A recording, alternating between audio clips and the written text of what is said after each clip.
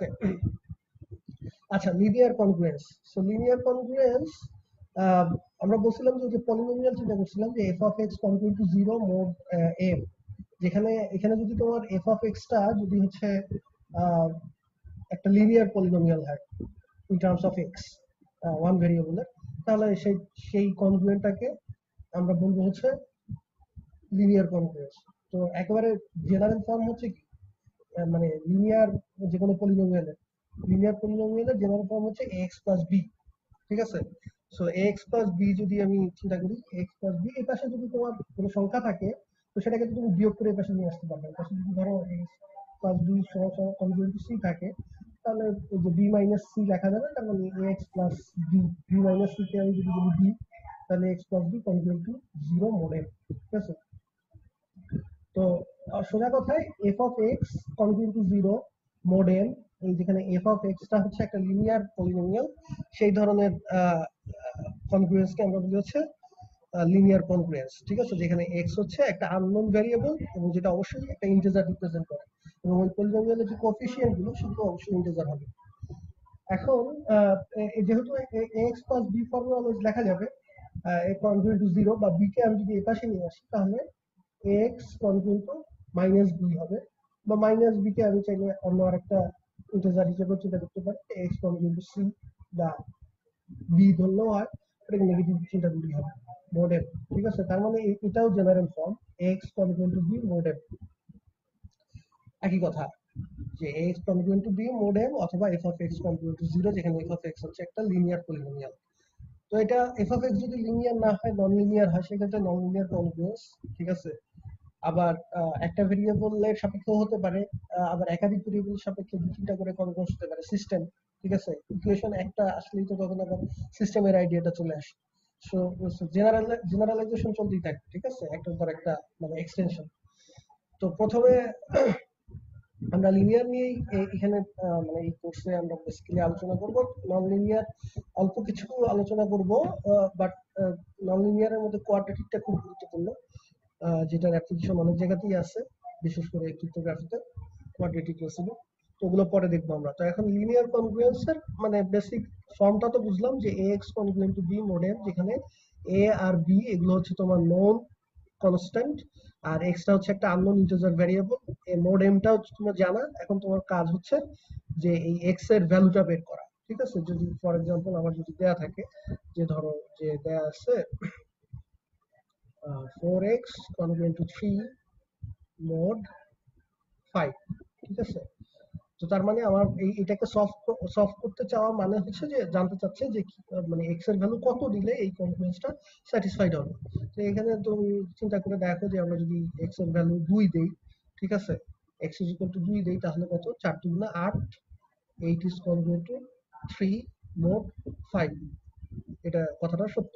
ঠিক আছে, এখন এই জন্য any integer x naught is called a solution of this congruence বা linear congruence if and only if ওই x এর পরিবর্তে x naught বসালে যদি তোমার কনগ্রুয়েন্সটা সত্য হয়। ঠিক আছে, সেটাই বললাম।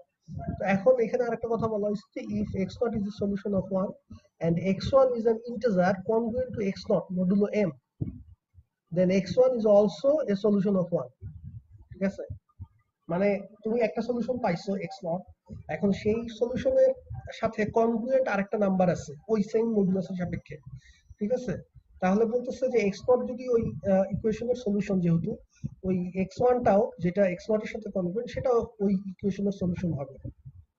এটা কি বোঝা যায় কিনা বা কেন হবে? যেমন এখানে তুমি চিন্তা করো যে আমরা 4 2 8 দিছি না, মানে এক্স এর ভ্যালু 2 দিছিলাম, এক্স এর ভ্যালু 2 এর জন্য এক্স নট ইকুয়ালস টু 2, এটা একটা সলিউশন আমরা দেখতে পাচ্ছি। ঠিক আছে, এখন এক্স নট তুমি 2 এর বদলে এক্স নট যদি 7 বসাও, এক্স সরি এক্স ওয়ান, আরেকটা এক্স ওয়ান সমান সমান 7, 7 যদি বসাও এখানে, তাহলে কত হয়, 4 7 28, এবং 28 কনগ্রুয়েন্ট টু 3 মোড 5। এটাও তো সত্য যে 28 তো কনগ্রুয়েন্ট টু 3 মোড 5, যেহেতু 28 minus 3 সমান 25 and 5 divides 25, তাহলে 7ও কিন্তু এটার সলিউশন দেখতেছে। আর এই 7 আর আগের সলিউশন x0 2 আর এই এখনকার যে সলিউশন x1 7, এই দুটো কিন্তু একটা আরেকটার আবার congruent mode 5। 7 congruent to 2 mod 5, ঠিক আছে? তো মানে আমি একটা এক্সাম্পল দিলাম যে একটা সলিউশন পাইলে সেই সলিউশনের সাথে কনগ্রুয়েন্ট আরেকটা যে কোনো নাম্বার সেটা ওইটার সলিউশন হবে। মানে ইন জেনারেলি এটা কিভাবে হবে, মানে ইন জেনারেলি কিভাবে প্রমাণ করবা?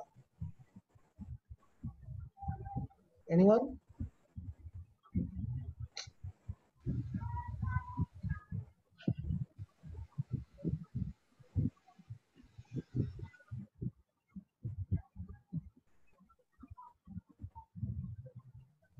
কি কারো কোনো আইডিয়া নাই? রামিসা দাস, তোমার মাইক্রোফোন অন, তুমি কিছু বলতে যাচ্ছ? স্যার আমরা এমনিতে একটা ইকুয়েশনকে সলভ করার সময় যখন ইন্টিজার সলিউশন বের করতে যাই তখন x equal x not plus b by d into t লিখি না? বুঝতে পারিনি। ইন্টিজার সলিউশন বের করার সময় একটা ইকুয়েশনের টু ভেরিয়েবলের একটা ইকুয়েশনকে সলভ করার সময় x ইকুয়াল x নট এখানে plus b by d into t, তারপর y equal y not minus a by d into t লেখা যায় না? ইন্টিজার সলিউশন গুলো কি কি সেগুলো বের করার সময়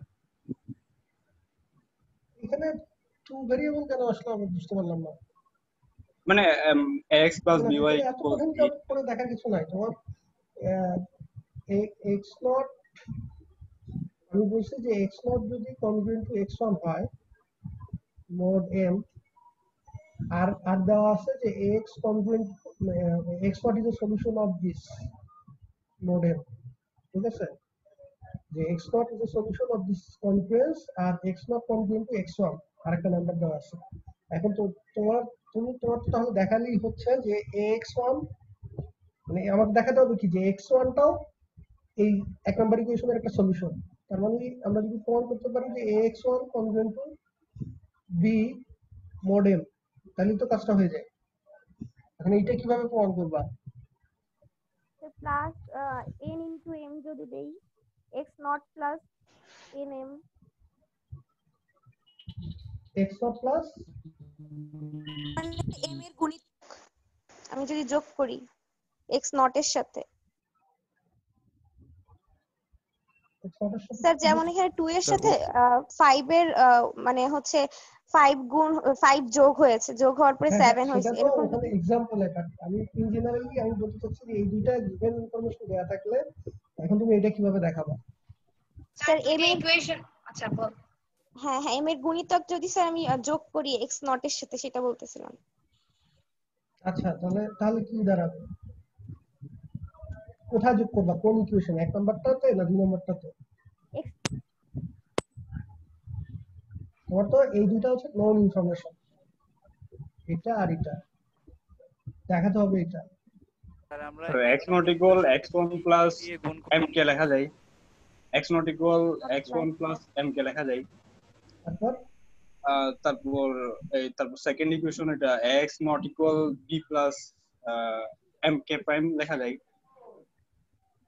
আর তারপর এত x নট কমপ্লিকেটেড করে খেলছিলে ওটা মানে বুঝতেছি না। সেকেন্ড ইকুয়েশন আমি পরের ইকুয়েশনটাকে একটু আচ্ছা দেখো, কেটে এক কেটে গুণ নাম্বারটা করি। থেকে যে এক নাম্বারটা তো দেয়া আছে দুই সাইডে, বাবারে এক্স নট এ দিয়ে গুণ করলেই তো হয়ে যাচ্ছে। এক এক নাম্বার ইকুয়েশনের দুই পাশে এ দিয়ে গুণ করো না, এক নাম্বারটা তো আমি জানি, এবং দুই পাশে একই সংখ্যা দিয়ে গুণ করা যায় এটাও আমরা জানি। তারপরে এখন x not congruent to x one, then x not আবার হচ্ছে দুই নাম্বার ইকুয়েশন থেকে পাচ্ছি যে x not is congruent to b, transitivity, যে এটা এটার কনগ্রুয়েন্ট, এটা আবার বি এর কনগ্রুয়েন্ট, তাহলে b congruent to x one model, ঠিক আছে? তো হয়ে গেল x one congruent to b model, তার মানে এক্স ওয়ানও এটার একটা সলিউশন। তোমরা আমার মনে হচ্ছে অনেক কমপ্লিকেটেড করে চিন্তা করতেছো, আমি এটা এত কমপ্লিকেটেড করে চিন্তা করতেছিলাম না। তবে হ্যাঁ, অনেকভাবেই করা যাবে, এটা কোনো সমস্যা না, ঠিক আছে?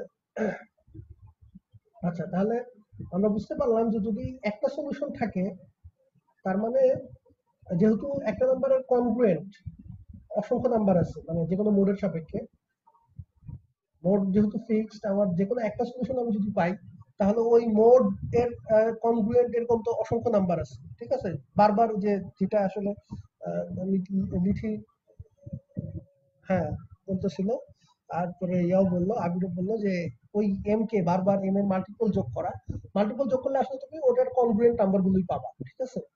তো ওই কনগ্রুয়েন্ট গুলো তাহলে ওটার সলিউশন হবে। তাহলে এরকম কনগ্রুয়েন্ট সলিউশন তাহলে কতগুলো? ইনফাইনাইট সংখ্যক। এই কথাটাই এখানে লেখা আছে যে ওয়ান সলিউশন অফ ওয়ান যদি এক্সিস্ট করে, then there are infinitely many congruent solutions of one, ঠিক আছে? আচ্ছা, এখন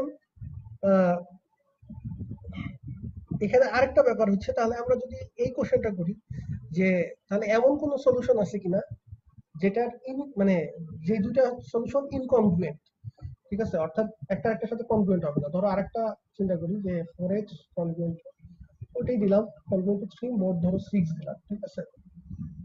তাহলে এখন আমরা জানতে চাচ্ছি, আচ্ছা সরি, এটার কোনো সলিউশন থাকবে না।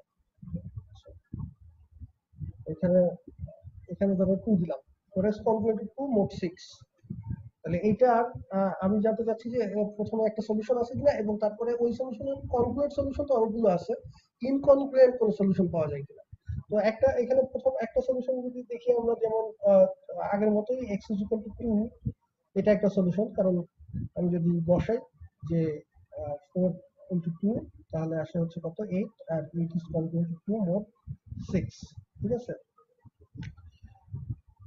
তাহলে x is equal to 2, এটা একটা সলিউশন। এবং এই x = 2 এর সাথে কনগ্রুয়েন্ট যারা, ঠিক আছে, তারা সবাই এটার সলিউশন।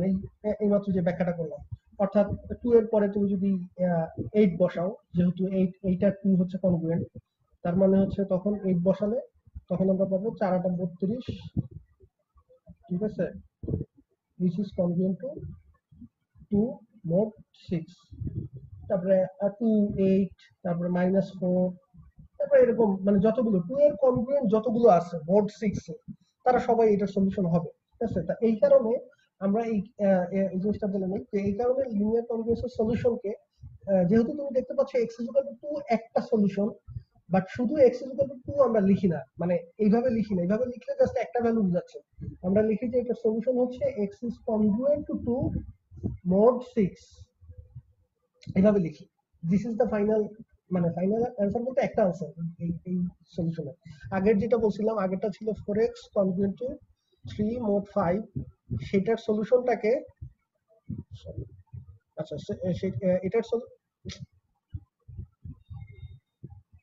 এটার সলিউশনটাকে আমরা x = 2 বসালে হয়, বাট শুধু x = 2 লিখলে তোমার একটা সলিউশনই বোঝায়, ঠিক আছে? বাট আমরা তো বলছি যে x = 2 এবং এই 2 এর সাথে কনগ্রুয়েন্ট যারা আছে মোট 5 এর সাপেক্ষে সবাই এটার সলিউশন। তাই এই জন্য x congruent to 2 মোট 5 এটা হচ্ছে অ্যান্সার, ঠিক আছে? এইভাবে লিখতে হবে অ্যান্সারটা।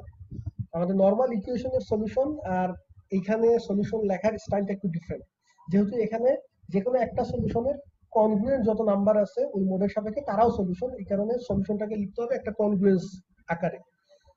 আগে একটা ভ্যালু বের করতে হবে পার্টিকুলার, ওই ভ্যালুটা যদি সলিউশন হয় দেন ওইটার কনগ্রুয়েন্ট যত ভ্যালু আছে সবাই সলিউশন, ঠিক আছে?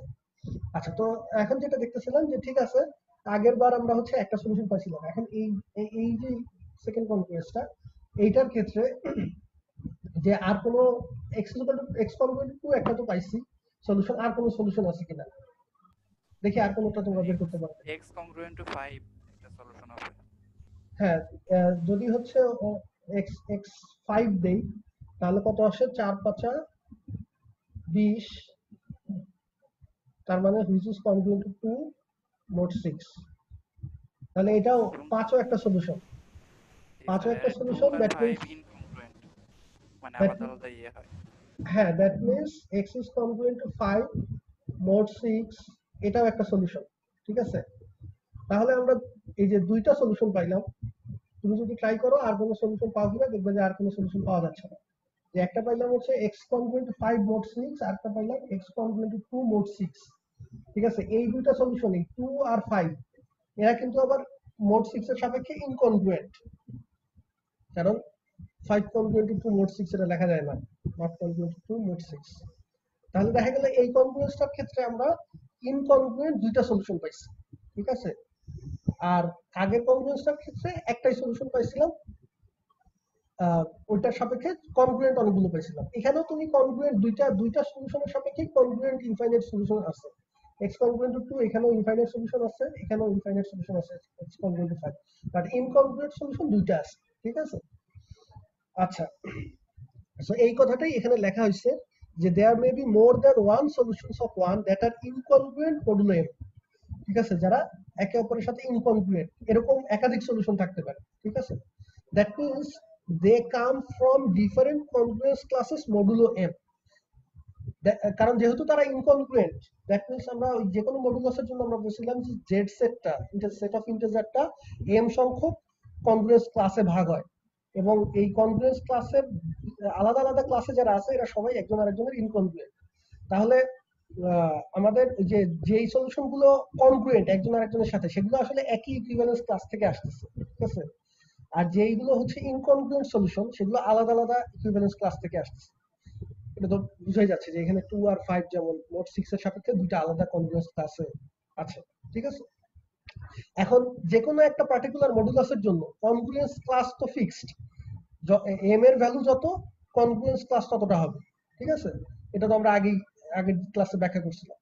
যতগুলো মানে m মডুলাস তোমার যত 10 দিয়ে ভাগ করো তাহলে তুমি number of possible congruence class হচ্ছে 10টা, 0 থেকে, মানে আমরা যদি রিপ্রেজেন্টেটিভ বলি 0 থেকে 9 পর্যন্ত, ঠিক আছে। তো যেহেতু কনগ্রুয়েন্স ক্লাস আমার ফাইনাইট, তার মানে number of possible incongruent solution is finite, ঠিক আছে। কনগ্রুয়েন্স ক্লাস তো এমটার চেয়ে বেশি হবে না, তাহলে এমন যদি হয়, মানে ধরে নিলাম সর্বোচ্চ সব কনগ্রুয়েন্স ক্লাসে যদি সলিউশন হয়, সেটা কখনো সম্ভব না, বাট যদি হয় তাও এমটার বেশি তো সলিউশন হওয়া সম্ভব না, ঠিক আছে, ইনকনগ্রুয়েন্ট সলিউশন। এই জন্য আমরা বলতেছি যে এই জিনিসটা অনেকেই কনফিউজ হয়ে যায়, যে একবার বলতেছে ইনফাইনাইট সলিউশন, আবার বলতেছে ফাইনাইট সলিউশন। ইনফাইনাইট হচ্ছে যে মেনি কনগ্রুয়েন্ট সলিউশন, কনগ্রুয়েন্ট যদি হয় সেই ক্ষেত্রে ইনফাইনাইট সলিউশন ঠিক আছে, বাট ইনকনগ্রুয়েন্ট সলিউশন সবসময় ফাইনাইট সংখ্যক হবে। এখন সেটা একটা হতে পারে, যেমন ওই প্রথম যে কনগ্রুয়েন্সটা লিখছিলাম 4x congruent to 3 mod 5, সেই ওই কনগ্রুয়েন্সের ক্ষেত্রে শুধুমাত্র একটাই ইউনিক ইনকনগ্রুয়েন্ট সলিউশন ছিল, আর এই যে এখন যেটা লিখলাম এটার ক্ষেত্রে দুইটা পাইছি ইনকনগ্রুয়েন্ট সলিউশন, ঠিক আছে। তো এক বা একাধিক ইনকনগ্রুয়েন্ট সলিউশন থাকতে পারে, তবে অবশ্যই সেটা ফাইনাইট হবে। আবার এমনও হতে পারে যে there may be no solution of one at all, ঠিক আছে, কোনো সলিউশনই নাই, এটাও হতে পারে যে সলভেবল না। তো তিনটা কেস অলরেডি আমরা দেখে ফেললাম। আর কোনো কোশ্চেন আছে? স্যার ফাইনাইট ইনফাইনাইট এর ব্যাপারটা একটু আরেকবার বললে ভালো হতো। আমি বললাম যে প্রথম ব্যাপার হচ্ছে যে কোনো একটা পার্টিকুলার সলিউশন তুমি যদি পাও, তাহলে সেটার সাথে কনগ্রুয়েন্ট যারা আছে, দ্যাট মিন্স ওর কনগ্রুয়েন্স ক্লাসে ওই নাম্বারটা যে কনগ্রুয়েন্স ক্লাসে, সেই কনগ্রুয়েন্স ক্লাসে সবাই ওটার সলিউশন হবে। যেমন এই যে এই কনগ্রুয়েন্সের বেলায় x congruent to 2 mod 6, x এর ভ্যালু 2 বসালে এটা সলভ হয়, এবং 2 এর সাথে 2 যে কনগ্রুয়েন্স ক্লাসে আছে, মোড যেহেতু 6, তার মানে আমার টোটাল কনগ্রুয়েন্স ক্লাস কয়টা? 6টা, 0 থেকে 0, তারপরে 1, তারপরে আপ টু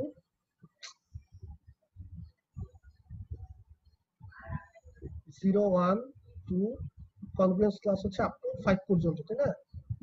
এই যে 6টা কনগ্রুয়েন্স ক্লাস আমরা করছি। এখন এর মধ্যে আমি দেখতেছি 2 কনগ্রুয়েন্স ক্লাসের যারা আছে, 2x congruent to 2 mod 6, এরা সবাই এটার সলিউশন, এটা একটা পাইছি। দেন আবার দেখলাম যে x congruent to 5 যারা আছে, এই যে 5 ক্লাসের মধ্যে যারা আছে, এরাও এই কনগ্রুয়েন্স স্যাটিসফাই করে, এরাও এটার সলিউশন। এই দুইজন আবার একজন আরেকজনের কি ইনকনগ্রুয়েন্ট, যেহেতু তারা আলাদা ইকুইভ্যালেন্স ক্লাসে আছে, ঠিক আছে, মোড 6 এ, মডুলো 6 এর সাপেক্ষে এই দুইজন হচ্ছে ইনকনগ্রুয়েন্ট। তো ইনকনগ্রুয়েন্ট আমি যদি বলি যে এই লিনিয়ার কনগ্রুয়েন্সের, এই যে 4x congruent to 2 mod 6, এই লিনিয়ার কনগ্রুয়েন্সের ইনকনগ্রুয়েন্ট সলিউশন কয়টা? তাহলে ইনকনগ্রুয়েন্ট সলিউশন তো আমার আসলে এই একটা ক্লাস আর এই একটা ক্লাস, ঠিক আছে, এই দুইটা ক্লাসই হচ্ছে ইনকনগ্রুয়েন্ট। তুমি এই ক্লাস থেকে যে কাউকে নাও, আর 2 নাও, বা 2 এর কনগ্রুয়েন্ট পরে যেটা আছে এই ক্লাসে, ধরো 8 আছে, তারপরে 14 আছে, -4 আছে, এই ক্লাস থেকে যাকেই নাও আর এই ক্লাস থেকে যাকেই নাও, দুইজন তো ইনকনগ্রুয়েন্ট হবে। এটা তো আমরা আগেই দেখে আসছি, যে কোনো দুইটা ইকুইভ্যালেন্স, আলাদা আলাদা ইকুইভ্যালেন্স ক্লাসে যে কোনো দুইজন এলিমেন্ট তারা ইনকনগ্রুয়েন্ট। তো এই জন্য আমি যদি জিজ্ঞেস করি যে এই লিনিয়ার কনগ্রুয়েন্সের কয়টা ইনকনগ্রুয়েন্ট সলিউশন আছে, তখন আসলে এই দুইটা ইনকনগ্রুয়েন্ট সলিউশন আছে। মানে দুইটা আলাদা ইকুইভ্যালেন্স ক্লাস থেকে যে ক্লাসে যে নাম্বারগুলো আছে তারা সবাই এটাকে স্যাটিসফাই করে। আর যদি বলি কনগ্রুয়েন্ট সলিউশন কতগুলো আছে, তো কনগ্রুয়েন্ট সলিউশন আমার এই একটা ক্লাসেই তো তোমার ইনফাইনাইট সংখ্যক কনগ্রুয়েন্ট ইন্টিজার আছে, ঠিক আছে? এই যদি এইটা সলিউশন নাও হইতো, জাস্ট যে কোনো একটা ক্লাসেই তো ইনফাইনাইট সংখ্যক ইন্টিজার আছে, ঠিক আছে? তো কনগ্রুয়েন্ট সলিউশন তো সবসময় ইনফাইনাইটই হবে। বোঝা গেছে? তুমি কি ক্লিয়ার? জি স্যার বুঝছি। আচ্ছা, ওকে। স্যার এই যে নো সলিউশন থাকার কি কোনো শর্ত আছে? হ্যাঁ, এইটাই তো এখন তো এই যে কোশ্চেন তো এইটাই তো তোমার যেমন এই কোশ্চেন আসছে, এখন ম্যাথমেটিশিয়ানদের মাথা তো এই কোশ্চেন আসছে যে so you are thinking like a mathematician, যে তাহলে আমরা কেমনে বুঝবো যে কখন সলিউশন থাকবে, কখন সলিউশন থাকবে না, এবং থাকলে সেটা কি একটাই ইনকনগ্রুয়েন্ট থাকবে নাকি একাধিক ইনকনগ্রুয়েন্ট থাকবে? কনগ্রুয়েন্ট তো ইনফাইনাইট থাকবে, বুঝতেছি, ঠিক আছে?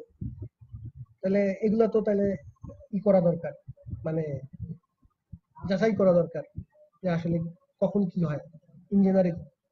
তো সেটার জন্যই ম্যাথমেটিশিয়ানরা এই যে এখন আমরা মিসাইল ছুড়বো, ঠিক আছে? তার মানে এখন থিওরেম আসবে।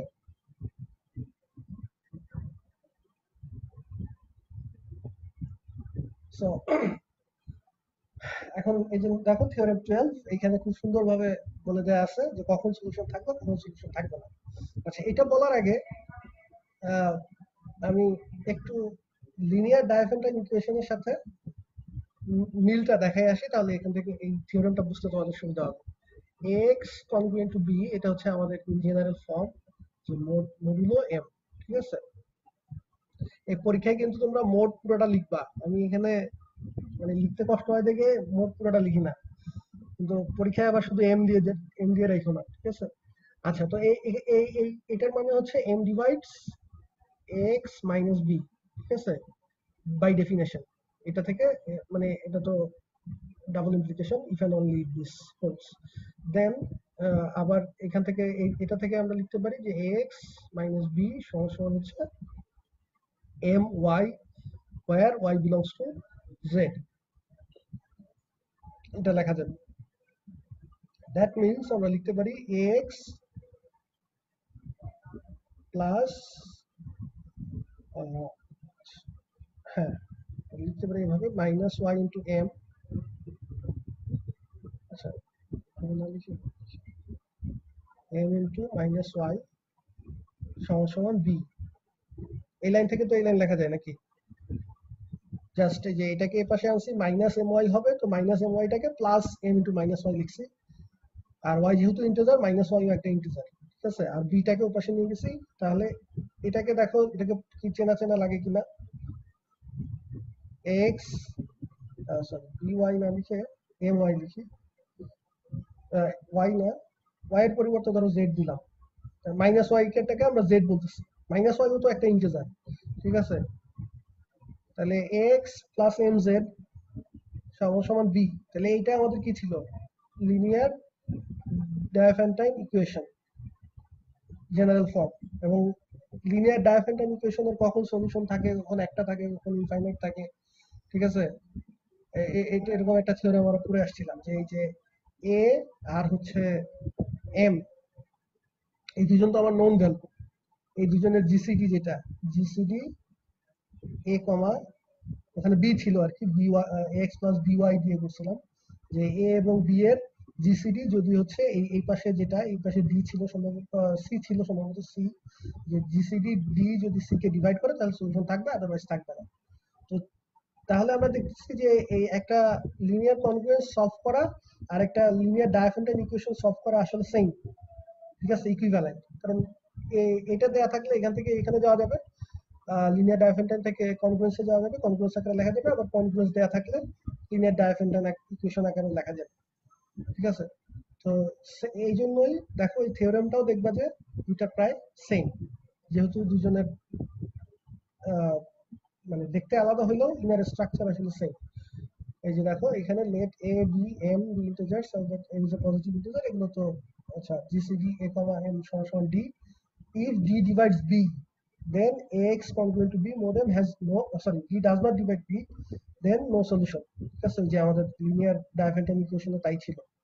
ঠিক আছে, যে এ আর বি এর এ আর বি, বি বলতে এখানে এম, এ আর এম এর জিসিডি সেটা যদি হচ্ছে সেটা যদি ওই কনস্ট্যান্ট টার্ম যেটা ডান সাইডে কনস্ট্যান্ট টার্ম হচ্ছে বি, সেটাকে যদি ডিভাইড না করে তাহলে সলিউশন থাকবে না। তাহলে এখানে সেটাই লেখা হয়েছে যে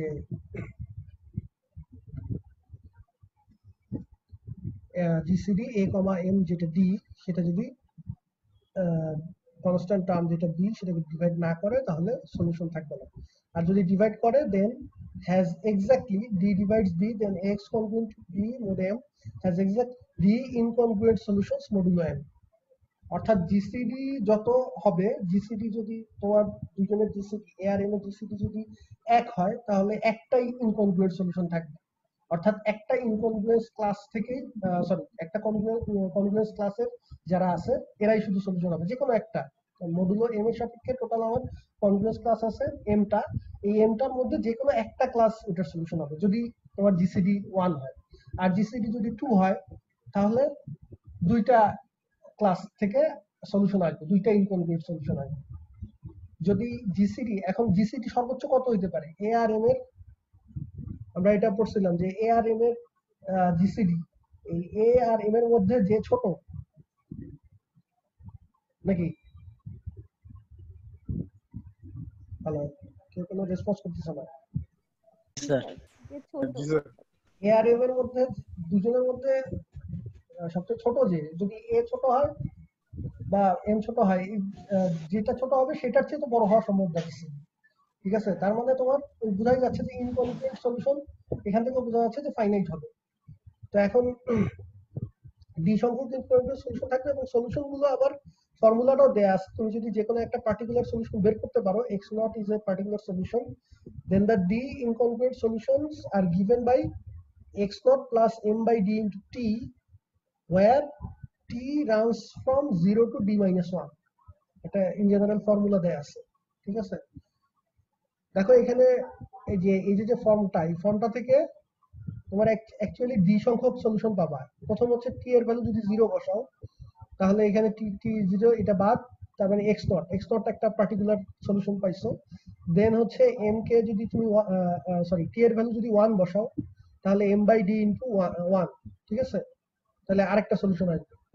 এবং এই দুইটা সলিউশন এরা একজন আরেকজনের ইনকনগ্রুয়েন্ট। এটা চাইলে তুমি তোমার প্রুফ করতে পারো যে তুমি এই যে ফর্মুলা এখানে টি এর ভ্যালু এই রেঞ্জের মধ্যে যাই বসাও না কেন, যে কোনো দুইটা টি এর ভ্যালুর জন্য যে দুইটা সলিউশন আসবে তারা সবসময় একজন আরেকজনের ইনকনগ্রুয়েন্ট হবে মডুলো এম। ঠিক আছে, এটাও একটা থিওরেম, তুমি চাইলে করতে পারো। এত থিওরেম আসলে লিখলে তোমরা বিরক্ত হয়ে যাবে, তুমি লিখতেছি না, বাট এগুলো আসলে ট্রিভিয়াল, বোঝাই যায়। একটু খাতা কলম নিয়ে নাড়াচাড়া করলেই দেখতে পারবে যে আসলে এটা হয়। ঠিক আছে, সো এই টি এর ভ্যালু তুমি 0 1 2 3 আপ টু d মাইনাস 1 পর্যন্ত এই ডি সংখ্যক ভ্যালু আছে এখানে। ঠিক আছে, তাহলে এই ডি সংখ্যক আলাদা আলাদা ভ্যালুর জন্য তুমি এখানে ডি সংখ্যক সলিউশন পাবা এবং এই ডি সংখ্যক সলিউশন প্রত্যেকেই ইনকনগ্রুয়েন্ট মডুলো এম হবে। তাহলে আমরা দেখলাম যে আমাদের এই লিনিয়ার কনগ্রুয়েন্সে কখন সলিউশন থাকবে এবং কখন থাকবে না সেটা এই থিওরেম থেকে বোঝা গেল। আচ্ছা, এখন এটা প্রুফ, যেহেতু এটার আসলে এটা লিনিয়ার কনগ্রুয়েন্সের সাথে আমাদের লিনিয়ার ডায়াফ্রাম ইকুয়েশনের খুব মিল আছে, এটার প্রুফটাও দেখবা যে ওই পুরো ওই আগের যে আমরা লিনিয়ার ডায়াফ্রাম ইকুয়েশনের যে প্রুফটা করছিলাম ওইটার সাথে পুরো সিমিলার। ঠিক আছে, ওইটা দিয়ে অ্যাকচুয়ালি প্রুফটা করা হয়েছে। আর লাস্ট পার্ট যেটা যে কিভাবে এই ভ্যালুগুলো বসায় আসে সেটাও ওখানে দেয়া আছে, দেখবা। যদি কারো কোনো সমস্যা হয় তাহলে আমাকে জানাবা। ঠিক আছে, এবং এখানে আমি দুইটাই রেফারেন্স দিছি, রোজনেরটাও দিছি, বার্টনটাও দিছি। রোজনের সেকেন্ড পার্টটা একটু কঠিন মনে হতে পারে, বার্টনের পুরো সেকেন্ড পার্টটা আরেকটু ইজিলি এক্সপ্লেইন করা আছে। আচ্ছা, দুইটা দেখলে অবশ্যই ক্লিয়ার হয়ে যাওয়ার কথা, কঠিন কিছু না। তো দেন এই থিওরেম থেকে তাহলে আরেকটা করোলারিতে আসতে পারি যে যদি এ এন্ড এম আমাদের যেই দুইজনের জিসিডি দিয়ে আমরা চেকিংটা করব, অর্থাৎ এক্স এর কোএফিসিয়েন্ট আর হচ্ছে মডুলাস যে এম, এই দুইজনের জিসিডি যদি ওই কনস্ট্যান্ট টার্মটাকে ভাগ করে তাহলেই তো সলিউশন থাকবে।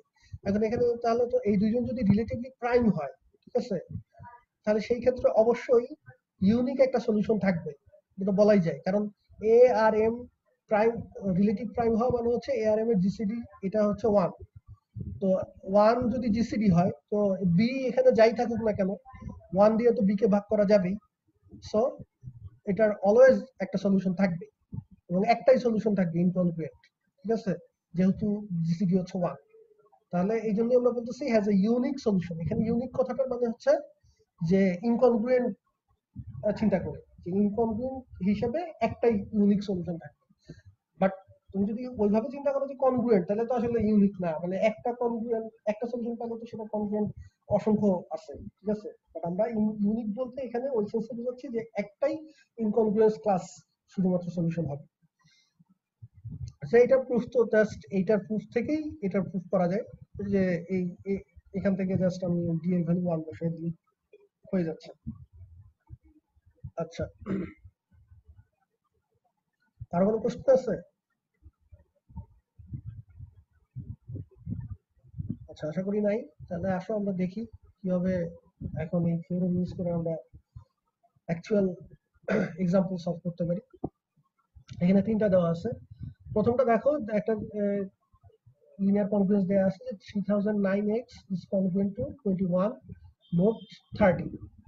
আচ্ছা, তো প্রথমেই তোমরা যেটা মানে কিছু ট্রিক্স ইউজ করলে আসলে কনগ্রুয়েন্সের এগুলো অঙ্কগুলো সলভ করার সময় মানে ধরা বাঁধার কোনো নিয়ম নাই। মানে সাধারণত আমাদের ইকুয়েশন যদি দেয়া থাকে অ্যালজেব্রাইক ইকুয়েশন, তখন আমরা বুঝতে পারি যে এখন হচ্ছে মানে কিছু কমন নিয়ে আছে। তারপরে তুমি রিঅ্যারেঞ্জমেন্ট তো অনেকভাবেই করতে পারো, ঠিক আছে। কেউ হয়তো আগে পক্ষান্তর করবে, তারপরে কমন নিবে, এরকম মানে এক একজন এক একভাবে করতে পারো, বাট আলটিমেটলি ফাইনালি সলিউশনটা একই রকম আসবে। তো এখানেও ব্যাপারটা অনেকটা তাই, যে কনগ্রুয়েন্সের বেলাতেও রিঅ্যারেঞ্জমেন্ট বা কিভাবে রিডিউস করবো আমরা, এই জিনিসটা আসলে অনেকভাবে করা যায়, ঠিক আছে। তো যে যেভাবে সুবিধা। তো এখন এখানে দেখো কিভাবে করা হয়েছে, যে আমি চাইলে প্রথমেই এখানে 30 আর হচ্ছে 3009 আমাদের থিওরেমের স্টেটমেন্ট অনুযায়ী যে 30 আর 3009 এই দুইজনের কি করতে হবে, জিসিডি বের করতে হবে। জিসিডি বের করে দেখতে হবে সেই জিসিডি দিয়ে 21 কে ভাগ করা যায় কিনা। যদি যায় দেন সলিউশন আছে, এবং কয়টা সলিউশন আছে সেটা হচ্ছে ওই জিসিডির সমান। জিসিডি যত হবে ততটা ইনকনগ্রুয়েন্ট সলিউশন আছে। তো এখন যেহেতু 3009 আর 30 দুটো মানে বড় নাম্বার, 3009 অনেক বড় নাম্বার, তুমি এই দুটা জিসিডি বের করতে গেলেও করতে পারবা, সমস্যা নাই। বাট 3009 কে আমি এই 30 সাপেক্ষে আমি রিডিউস করে নিতে পারি। রিডিউস করে নিলে আমার যে সুবিধা হবে যে ছোট হয়ে গেলে তখন আমার জিসিডি বের করা ইজি হবে, ঠিক আছে। যেহেতু 30 আর 3009 বুঝতেই পারতেছো যে 30 দিয়ে আমি 3009 কে রিডিউস করি মডুলো 30, তাহলে রিডিউস করলে কত আসবে, রেসিডিউ কত থাকে। 30 দিয়ে 3000 কে তো ডিভাইড করা যায়, তাহলে বাকি থাকে কত, বাকি থাকে হচ্ছে 9, ঠিক আছে। তার মানে আমার 3000 mod 30 সমান হচ্ছে 9, বা অন্যভাবে বললে 3009 সরি 3000 না 3009 mod 30 সমান 30 হচ্ছে 9, তাহলে 3009 is congruent to 9 mod 30, তাহলে 3009 is congruent to 9 mod 30। এখন আমি দুই সাইডে যদি x দিয়ে গুণ করি তাহলে কি আসে, 3009 আমি অন্যভাবে বলতে পারি যে আমি এখন জাস্ট এই যে 3009 এর পরিবর্তে এই কোএফিশিয়েন্ট 9 এ চেঞ্জ করে দিচ্ছি। এটা কিভাবে করলাম সেটা বলতেছি। 3009 দুই পাশে তুমি যদি x দিয়ে গুণ করো, যেহেতু x একটা ইন্টিজার, দুই পাশে সেম ইন্টিজার দিয়ে গুণ করা যায়, তাহলে mod 30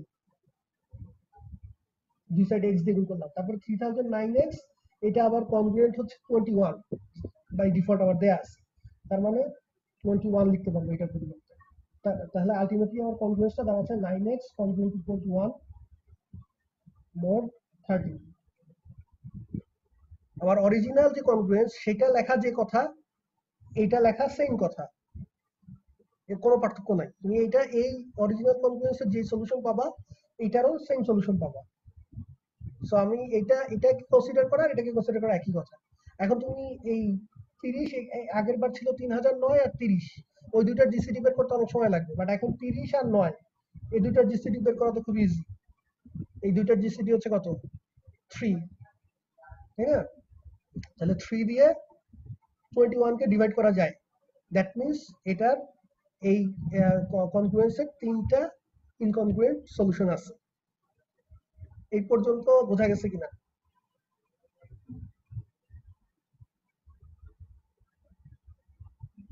আব্দুর রহমান, এই পর্যন্ত বুঝতে পারছো?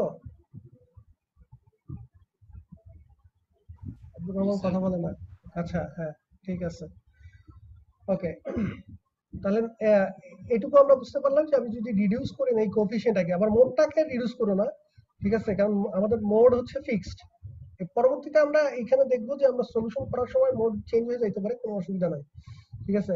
এখন আমরা দুই সাইডে দেখো এটাকে এখন এটা সলভ করতে হবে। সলভ করতে হবে মিন্স কি, যে এক্স এর ভ্যালু কত দিলে 9 এবং এক্স গুণ করার পরে সেটা থেকে 21 বাদ দিলে 30 দিয়ে ভাগ করা যাবে, তাই তো?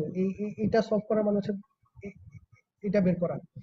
তো এখানে একটা সবচেয়ে মোস্ট কমন পদ্ধতি বা কি বলবো স্ট্রেট ফরওয়ার্ড পদ্ধতি হচ্ছে যে তুমি এক্স এর ভ্যালু, এখানে যেহেতু মডুলাস হচ্ছে 30, তার মানে আমার ইকুইভ্যালেন্স ক্লাস আছে কত থেকে কত পর্যন্ত, 0 থেকে শুরু আপ টু 29 পর্যন্ত। এই এর বাইরে তো আর ইকুইভ্যালেন্স ক্লাস নাই। এই 30টার মধ্যেই 3টা আছে আমার এই কনগ্রুয়েন্সের সলিউশন। যেহেতু জিসিডি আমি পাইছি 3, জিসিডি এটা জিসিডি অফ 9, 30 এটা পাইছি হচ্ছে 3, এবং সেই 3 দিয়ে হচ্ছে 21 কে ডিভাইড করা যায় যেহেতু, তার মানে আবার 3টা এই যে কনগ্রুয়েন্স ক্লাস আছে, সেই 30টা কনগ্রুয়েন্স ক্লাসের মধ্যে যে কোনো 3টা কনগ্রুয়েন্স ক্লাস হচ্ছে এইটার সলিউশন। এখন সবচেয়ে স্ট্রেট ফরওয়ার্ড মেথড হচ্ছে যে ট্রায়াল এন্ড এরর করা, ঠিক আছে। অর্থাৎ তুমি শুরু থেকে শুরু করো, যে প্রথমে 0 দাও, 0 দিয়ে দেখো হয় কিনা। এক্স এর ভ্যালু 0 বসালে 9 ইন্টু 0 21 কনগ্রুয়েন্ট টু 0 মোট 30 হয় না, ঠিক আছে। তারপরে 1 দিলা, সেকেন্ড কনগ্রুয়েন্স হচ্ছে কত 1 থেকে স্টার্ট করলাম, 1 দিলাম, তাহলে 9 কে 9 থেকে 21 বিয়োগ করলে সেটাও 30 দিয়ে ডিভিজিবল না, ঠিক আছে, তাহলে হচ্ছে না। দেন 2 দিলা, 3 দিলা, এভাবে দিতে দিতে তোমার সর্বোচ্চ 29 পর্যন্ত চেক করতে হবে, ঠিক আছে। এবং তুমি অলরেডি এই চেক করলে দেখবা যে 3টা পেয়ে গেছো। বাট এখন এই 29টা চেক করা তো আসলে মানে এটা তো কোনো ফিজিবল সলিউশন না। যদি মোট যদি 30 এর জায়গায় 3000 থাকতো, তাহলে তো 3000টা আসলে ট্রায়াল এন্ড এরর করা সম্ভব না, ঠিক আছে। 30টাও আসলে করা ফিজিবল না। তো তাহলে এটাকে আমরা রিডিউস করে কিভাবে করতে পারি? এখন দেখো দুই সাইডে 9 আর 21, এই দুটার মধ্যে 3 কমন আছে, তাহলে আমি 3 দিয়ে ভাগ করলে নাম্বারগুলো আরো ছোট হয়ে যাবে, তাই না? তো 3 দিয়ে আমরা জানি যে কনগ্রুয়েন্সের দুই সাইডে সেম সংখ্যা দিয়ে ডিভাইড করতে গেলে তখন হচ্ছে যেটা দিয়ে তুমি ডিভাইড করতেছো সেইটা আর ওই মোড সেটা জিসিডি দিয়ে আবার দুই পাশে ডিভাইড করতে হয়, ঠিক আছে। ওই যে আগে থিওরেম পড়ে আসছিলাম, তো এখন সেই থিওরেম অ্যাপ্লাই হবে যে দুই পাশে তাহলে আমার কমন হচ্ছে কত 3 দিয়ে আমি ডিভাইড করলে এই পাশে হয়ে যাচ্ছে 3x আর এই পাশে 7, সেই সাথে মোড যেটা আছে মডুলাস আছে 30, মডুলাসকে আবার এই যেটা দিয়ে ভাগ করছি অর্থাৎ 3 দিয়ে ভাগ করছি দুই সাইডে, এই 3 আর মডুলাসের যে জিসিডি, মডুলাসকে আবার 3 দিয়ে ভাগ করো না, ঠিক আছে, মডুলাসকে ভাগ করতে হবে 3 আর 30 এর জিসিডি দিয়ে, 3 আর 30 এর জিসিডিও 3, ঠিক আছে। এখানে মিলে গেছে, মানে কোইন্সিডেন্টালি মিলে গেছে, বাট সবসময় যে একই হবে তা না। যদি আমরা 5 দিয়ে ভাগ করতাম দুই সাইডে, তাহলে 5 আর 30 এর 5 আর 30 এর যাই হোক 5 না, ধরো যদি 6 দিয়ে ভাগ করতাম, তাহলে সেই ক্ষেত্রে 6ও তো আসলে সেম হয়ে গেল। আচ্ছা, ধরো 18 দিয়ে যদি ভাগ করতাম, তাহলে 18 দিয়ে ভাগ করলে তখন জিসিডি আসতে হচ্ছে 6, তখন 6 দিয়ে মডুলাসটাকে ভাগ করতে হবে। দুই পাশে তুমি ভাগ করতে 18 দিয়ে, বাট মডুলাসটাকে ভাগ করতে 6 দিয়ে। তো এখানে মডুলাস যেহেতু 3 জিসিডি যেহেতু 3 আসছে, তাহলে মডুলাসটাকেও আবার 3 দিয়ে ভাগ করতে হবে। তাহলে আলটিমেটলি এখান থেকে আসলো 3x কনগ্রুয়েন্ট টু 7, মোড হচ্ছে 10। তো এখন এটাকে কিভাবে সলভ করা যায়? আমাদের মানে ফাইনালি আমরা x এর এই পাশে কোনো কোএফিসিয়েন্ট থাকা যাবে না, তাহলে তো আমার সলিউশন হয়ে গেল, ঠিক আছে। তাহলে এখন দেখো এটাকে সলভ করার জন্য এখন মোড যেহেতু তোমার কমে গেছে, মোড হয়ে গেছে 10, এখন তুমি ওই 0 থেকে 9 পর্যন্ত আবার ট্রায়াল এন্ড এররে যেতে পারো, কারণ এখন তো আমার মাত্র 10টা চেক করলেই হচ্ছে, ঠিক আছে। অথবা ট্রায়াল এন্ড এররে না গিয়ে আরেকটা পদ্ধতি হচ্ছে যে আমি দেখো যে এই বাম পাশে যে কনস্ট্যান্ট আছে, সরি ডান পাশে 7 যেটা, সেটার কনগ্রুয়েন্ট এমন একটা নাম্বার লিখবো যাতে সেটাকে 3 দিয়ে ডিভাইড করা যায়, ঠিক আছে। কারণ আমার এই বাম পাশে এক্স এর কোএফিসিয়েন্ট 3 আমি রাখতে চাচ্ছি না, এটাকে বাদ দিতে চাচ্ছি। এখন 3 দিয়ে তো 7 কে ডিভাইড করা যাচ্ছে না, ঠিক আছে, এই পাশে আছে 7, তাহলে 7 এর কনগ্রুয়েন্ট তো অসংখ্য নাম্বার আছে মডুলাস 10 এর সাপেক্ষে। 7 এর কনগ্রুয়েন্ট আছে 17 আছে, 7 এর কনগ্রুয়েন্ট 27 আছে। এখন আমি যেহেতু ওই যে ট্রানজিটিভিটি প্রপার্টি আমি অ্যাপ্লাই করতে পারি যে এই 3x কনগ্রুয়েন্ট টু 7 আবার 7 কনগ্রুয়েন্ট টু 27, তার মানে 3x কনগ্রুয়েন্ট টু 27 লেখা যাবে। 27 কেন লিখলাম? কারণ 27 লিখলে আমার 3 আর 27, 3 দিয়ে 27 কে ভাগ করা যায়, তার মানে এই পাশের এই 3টাকে বাদ দিয়ে দিতে পারবো পরের লাইনে, ঠিক আছে। তো এই জন্য আমি 27 লিখলাম। 27 ছাড়া আরো নাম্বার ছিল 7 এর কনগ্রুয়েন্ট, 17 লিখলে তখন তো হইতো না, 17 কে 3 দিয়ে ভাগ করা যায় না। তো এই জন্য 27 লিখলাম। এই 27 এই মডুলাসের সাপেক্ষে আসতেছে, সবসময় এই মডুলাসটা খেয়াল রাখতে হবে। এখন আমার মডুলাস 10, এই জন্য আমি 7 এর এই মডুলাস 10 এর সাপেক্ষে 7 এর কনগ্রুয়েন্ট যারা আছে তাদেরকে এখানে লিখতে পারবো। তো 27 লিখার পরে দুই পাশে 3 দিয়ে ভাগ করলাম। এখন 3 দিয়ে ভাগ করতে গেলে আবার কি এই যে মডুলাসকেও কি করতে হবে, 3 আর 10 এর জিসিডি দিয়ে ভাগ করতে হবে। 3 আর 10 এর জিসিডি হচ্ছে 1, ঠিক আছে। তাহলে 1 দিয়ে তো 10 কে ভাগ করলে 10 ই থাকবে। তাহলে ফাইনালি আমার আসলো x is congruent to 9 mod 10, ঠিক আছে। তাহলে আমরা এই যে যেহেতু এই ফর্মে পেয়ে গেলাম, তাহলে এখন আমরা ওই আমাদের যে থিওরেমটা অ্যাপ্লাই করি। থিওরেম ছিল যে x is equal to, বা এখান থেকে আমরা লিখতে পারি থিওরেম অ্যাপ্লাই করেও, বাট বা এখান থেকেও তুমি লিখতে পারো সরাসরি যে x congruent to x minus 9 is divisible by 10, তার মানে x সমান 9 plus 10 টি লেখা যায় যেখানে t belongs to z। আর অথবা আমরা যদি ওই থিওরেম চিন্তা করে লিখি যে এই যে সলিউশন আসছে প্লাস তারপরে কি ছিল m by d, তাহলে m হচ্ছে 30 আর d জিসিডি কত ছিল 30 আর 9 এর জিসিডি ছিল 3, তাহলে 3 দিয়ে m by d into t লিখতে হবে যেখানে t belongs to z। এখন t এর ভ্যালু যদি আমি 0 1 2 বসাই, তাহলে আমি তিনটা ওই যে 0 1 2 কেন বসাবো, কারণ আমার জিসিডি হচ্ছে 3, তাহলে d - 1 পর্যন্ত বসাতে হবে। 0 1 2 2 মানে তো হচ্ছে d - 1, 3 - 1 2, ঠিক আছে। তাহলে 0 1 2 এই তিনটা বসালে 0 বসালে পাওয়া যায় হচ্ছে 9। এখানে দেখো মোড 30 লিখতে হবে, কিন্তু সলিউশনটা আমরা অরিজিনাল আমাদের যে কনগ্রুয়েন্স সেটা ছিল মোড 30 তে। সো আমার সলিউশন গুলো মোড 30 সাপেক্ষে হবে, মডুলাস 30 সাপেক্ষে। এখানে আমরা সলিউশন প্রসেস করার সময় মানে রিডিউস করার জন্য আমরা ছোট করে নিয়ে তারপরে সলভ করছি, বুঝা গেছে। তো কিন্তু এবং এই যে সলিউশনটা পাইছি সেটা আমার অরিজিনালটারও সলিউশন, কিন্তু আমরা তো অরিজিনালটা দেওয়া ছিল মডুলাস 30 তে, এই কারণে হচ্ছে আমাদের সলিউশন গুলো ফাইনাল সলিউশন গুলো মডুলাস 30 তে আসবে, মডুলাস 10 এ না, ঠিক আছে। আচ্ছা, তো x কনগ্রুয়েন্ট টু 9, তাহলে 0 বসালে পাচ্ছি 9 আর 1 বসালে 10 কে 10 আর 9 19 congruent to x congruent to 19 mod 30, এবং আরেকটা 2 বসালে 29 মোড 30। এখন তুমি এই তিনটা চেক করে দেখো যে x এর ভ্যালু 9 বসালেও এই প্রথম যে গিভেন যেটা আছে এটা সত্য হয়, x এর ভ্যালু 19 বসালেও এটা স্যাটিসফাই করে, এবং 29 বসালেও স্যাটিসফাই করে। আর এই যে তিনজন আমরা পাইছি, এই তিনজন প্রত্যেকেই আলাদা আলাদা কনগ্রুয়েন্স ক্লাসে আছে, এটা বুঝতেই পারতেছো। 0 থেকে 29 পর্যন্ত যে 30টা কনগ্রুয়েন্স ক্লাস আছে তার মধ্যে এরা সবাই তো আলাদা আলাদা কনগ্রুয়েন্স ক্লাস আছে, এরা একজন আরেকজনের ইনকনগ্রুয়েন্ট, ঠিক আছে। সো টোটাল 3টা ইনকনগ্রুয়েন্ট সলিউশন আমরা পাইলাম।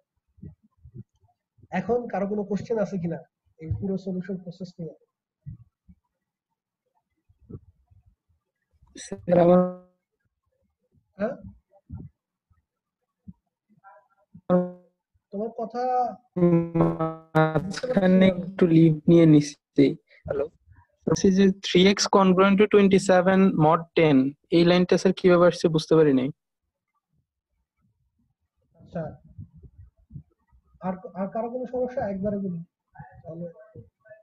এটা তো বুঝলাম 3x congruent to 27 কিভাবে আসছে এটা, আর আর কারো কোনো প্রবলেম?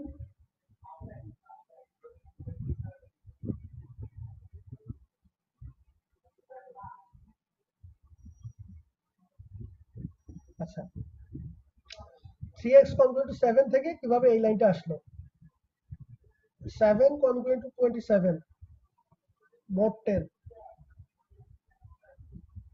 এটা তো সত্য কথা। এখন তাহলে তুমি ট্রানজিটিভ প্রপার্টি অ্যাপ্লাই করো। 3x congruent to 7 mod 10 আবার 7 কনগ্রুয়েন্ট টু 27 মোড 10, তাহলে 3x কনগ্রুয়েন্ট টু 27 মোড 10। মেহেদী হাসান, বোঝা গেছে?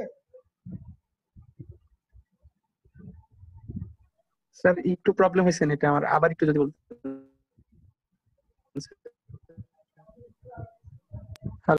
ট্রানজিটিভ প্রপার্টি অ্যাপ্লাই করছি রে বাবা তোমার। তাহলে তুমি যে রেকর্ডিংটা দেখে নিতে হবে। এখন এক জিনিস কয়েকবার ব্যাখ্যা করবো বলো। আচ্ছা আচ্ছা ঠিক আছে স্যার। রেকর্ডিংটা দেখে নিও।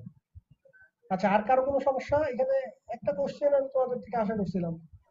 স্যার স্যার হ্যাঁ স্যার আপনি যে স্যার এখানে বললেন যে মানে আমি মোড 30-এর জন্য আমি চেক করতে গেলে 29টা চেক করা লাগবে, এই জন্য হচ্ছে আমি রিডিউস করতেছি স্যার। এবার হ্যাঁ। আমি কি এই জন্য রিডিউস করতেছি কারণ স্যার আমি একদম লাস্টে তো দেখা যাচ্ছে আমি টি এর মান বসাচ্ছি 012, মানে আমার জিসিডি 3, এই জন্য আমি 012 বসাচ্ছি।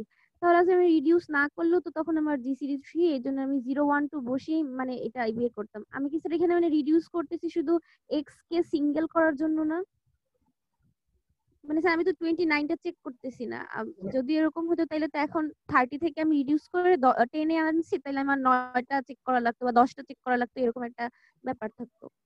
হ্যাঁ, তুমি ছোট হয়ে গেলে তো তোমার সলভ করা ইজি না।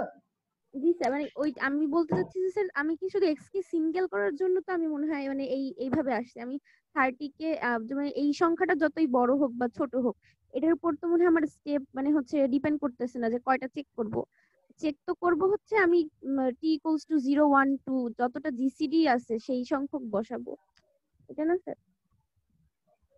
টি তো বলবে হচ্ছে বাই ডিফল্ট, টি বলবে হচ্ছে যে জিসিডি যেটা আছে সেটা হচ্ছে 1 কম পর্যন্ত বলবে ইনকনগ্রুয়েন্ট সলিউশন গুলো যদি পাইতে হয়।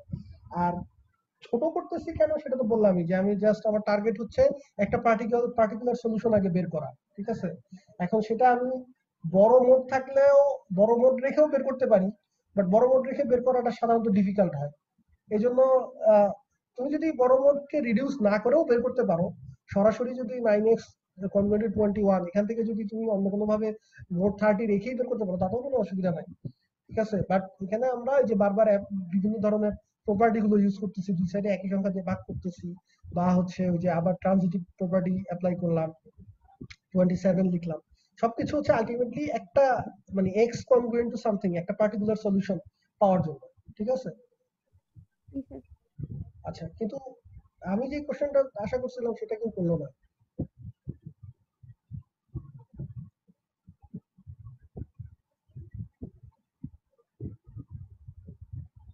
জিসিডি আমি বলছিলাম যে এই যে জিসিডি 30 আর 9 এর জিসিডি হচ্ছে 3।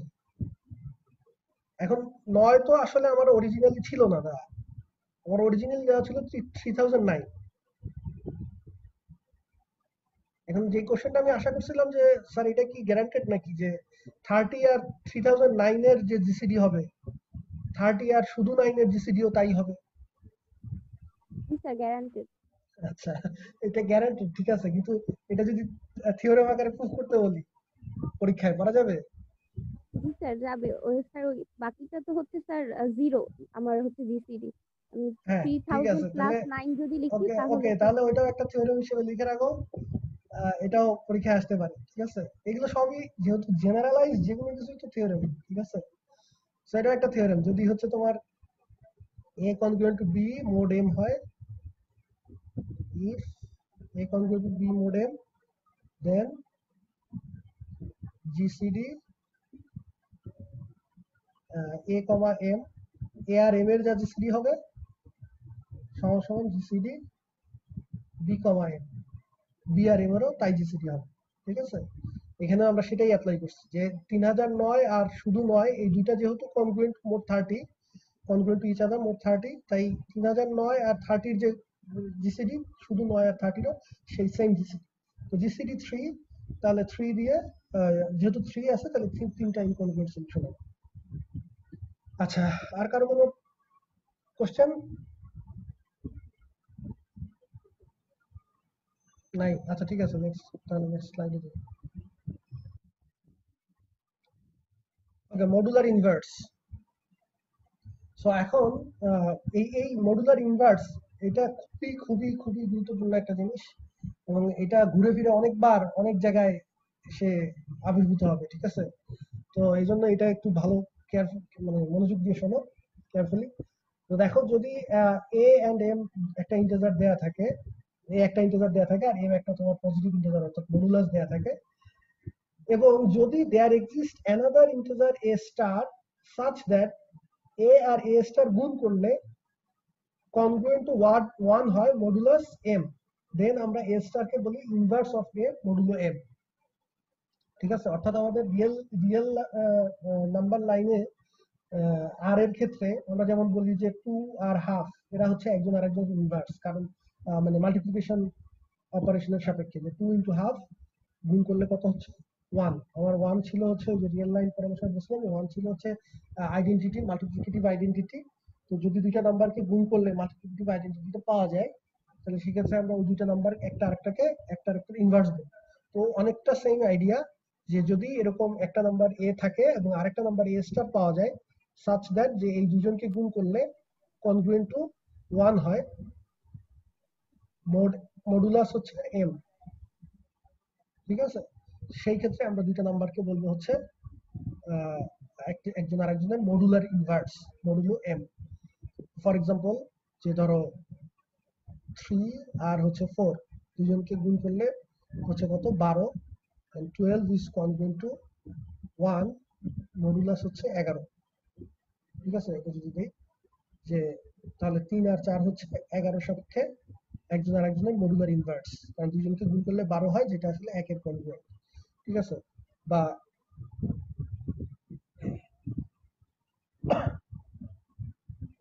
4 ইনটু 4 এটা সমান হচ্ছে 16, এটা কনগ্রুয়েন্ট টু 1 মোড 5, ঠিক আছে? তাহলে 5 এর মডুলাস 5 এর সাপেক্ষে 4 নিজেই নিজের মডুলার ইনভার্স, ঠিক আছে? যে কারণ 4 কে 4 দিয়ে গুণ করলে 16 পাওয়া যাচ্ছে, যেটা হচ্ছে 1 এর কনগ্রুয়েন্ট মডুলো 5। তাহলে কোনো নাম্বার নিজেও নিজের ইনভার্স হতে পারে, মডুলার ইনভার্স হতে পারে। আচ্ছা, তো এখানে একটা থিওরেম দেওয়া আছে। এখন এখানে একটা মজার ব্যাপার হচ্ছে যে দুনিয়ার সব নাম্বারের মডুলার ইনভার্স এক্সিস্ট করে না, ঠিক আছে? সব সময় সব ক্ষেত্রে এ বা এম, মানে এ আর এম এর যে কোনো নাম্বার, যে কোনো ভ্যালুর জন্যই তুমি মডুলার ইনভার্স পাবা না, ঠিক আছে? এর কারণ হচ্ছে যে এখানে অ্যাকচুয়ালি আমরা কি করতেছি, যে এ এ এ স্টার যদি এমন একটা নাম্বার এক্সিস্ট করে এ স্টার সাচ দ্যাট এইটা সত্য হয়, তার মানে আমরা actually x congruent to 1 mod m এটা সলভ করতে চাচ্ছি, তাই না? যে এই এক্সটার ভ্যালু যা, সেটাই তো আসলে এই এ এর হচ্ছে মডুলার ইনভার্স। এই লিনিয়ার কনভেন্সটা তুমি যদি সলভ করতে পারো, তাহলেই তুমি এ এর মডুলার ইনভার্স পাবা। এখন এই লিনিয়ার কনভেন্সের সলিউশন আছে কি নাই, এটা তো আমার চেক করতে হবে, কারণ এটা তো কোনো গ্যারান্টেড না যে এটার সলিউশন সবসময় থাকবে, ঠিক আছে? এটা সলিউশন নাও থাকতে পারে। এখন থাকবে কি থাকবে না সেটা তাহলে আমার আসে কিসের উপরে, যে ওই যে আমার কন্ডিশন যেটা ছিল যে আমার এক্স এর কোএফিসিয়েন্ট আর হচ্ছে মডুলাস এই দুইজনের জিসিডি দিয়ে যদি আমার এই ডান সাইডের কনস্ট্যান্ট টার্মটাকে ভাগ করা যায়।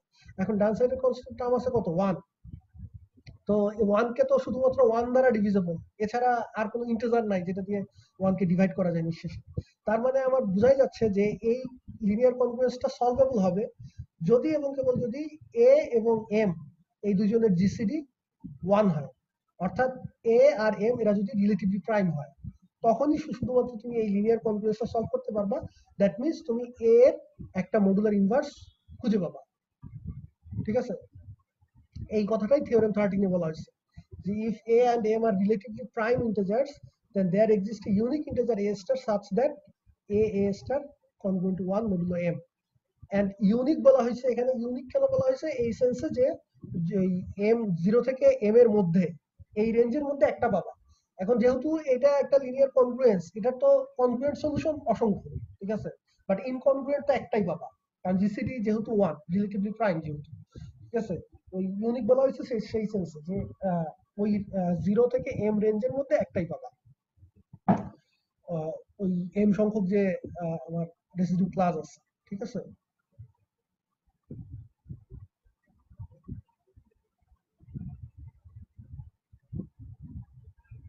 আচ্ছা, নেক্সট জিসিডি a, m, এই কোশ্চেনটা এখানে করা হয়েছে। GCD a, m equals to 1, how many inverse of a modulo m exist? তাহলে এটার অ্যান্সার কি হবে? দেখি কাকে জিজ্ঞেস করা যায়। আবু নোমান তাফসীর, শুরুর দিক থেকে জিজ্ঞেস করতেছে। আবু নোমান তাফসীর, বলো তো এই কোশ্চেনটার অ্যান্সার কি হবে? তাফসীর, তুমি আমার কথা শুনতে পাচ্ছ? জি স্যার। হ্যাঁ, বলো দেখি। এ আর এম যদি কোপ্রাইম হয় তাহলে এর কয়টা ইনভার্স থাকবে মডুলো এম? স্যার এইমাত্রই আমি বলে দিচ্ছি, স্যার একটা থাকবে। একটা থাকবে ইনকনগ্রুয়েন্ট বা এই হ্যাঁ রেঞ্জের মধ্যে। ইনকনগ্রুয়েন্ট স্যার, কনগ্রুয়েন্ট হলে তো স্যার অনেকগুলো থাকবে। হ্যাঁ, এখানে যদি কিছু বলে নাই তাহলে দুটো ক্লারিফাই করতে হবে যে কনগ্রুয়েন্ট যেটা করলে অসংখ্য ইনভার্স আছে, ঠিক আছে? যেমন ওই যে আমরা একটু আগে দেখাইলাম যে 4 4 16, ঠিক আছে? এটা 4 হচ্ছে 4 এর ইনভার্স মডুলো 5, কনগ্রুয়েন্ট 1 মডুলো 5। আবার তুমি যদি 4 নং 36 নাও তাহলে সেটাও 9 ও 4 এর মডুলার ইনভার্স, কনগ্রুয়েন্ট 1 মডুলো 5, ঠিক আছে? আচ্ছা, ওকে, থ্যাংক ইউ। আচ্ছা, এখন প্রশ্ন হচ্ছে যে এই থিওরেম দিয়ে তো আমাদের হচ্ছে এক্সিস্টেন্সটা গ্যারান্টেড, যে কখন আমি শিওর হতে পারবো যে মডুলার ইনভার্স আছে, ঠিক আছে? সেটা আমি এই থিওরেম দিয়ে চেক করতে পারবো, বাট বের করবো কিভাবে, ঠিক আছে? তাহলে given a and m, how to find a star, বের করার উপায় কি? এ স্টারের ভ্যালু বের করার উপায় কি? কেউ কোনো কথা বলে না। স্যার এইমাত্র যেভাবে করলাম এর আগের ম্যাথটা ওইভাবেই হ্যাঁ, just এইটা একটা মেথড। এই যে এইমাত্র যে আমি লিনিয়ার কনগ্রুয়েন্স সলভ করা শিখলাম, ওটা অ্যাপ্লাই করলেই তো হয়, ঠিক আছে? আচ্ছা, আরেকটা মেথড আছে, দেখি আর কারো মাথায় এটা আসে কিনা।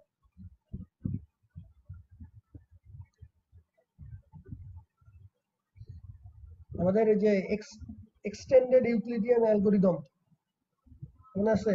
বা এক্সটেন্ডেড ইউক্লিডিয়ান অ্যালগরিদম বা যে ব্ল্যাঙ্কিনশিপ মেথড দিয়ে, অর্থাৎ আমাদের বিজোর্ডস লেমা, যেটা যেহেতু এই যে এ কমা এম এই দুজনের জিসিডি, এ আর এম এর জিসিডি হচ্ছে 1, তাহলে আমরা ওই যে এক্সটেন্ডেড ইউক্লিডিয়ান অ্যালগরিদম অথবা ব্ল্যাঙ্কিনশিপ মেথড যেটা ইউজ করে আমরা দুইটা নাম্বার খুঁজে পাবো, যেন এক্স প্লাস এ ওয়াই সমান কি লেখা দেবো 1,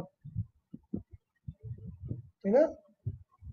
স্যার তাহলে এটা যদি লেখা যায় তারপর কি করা যাবে দেখে এখন তুই বলতে পারি কিনা।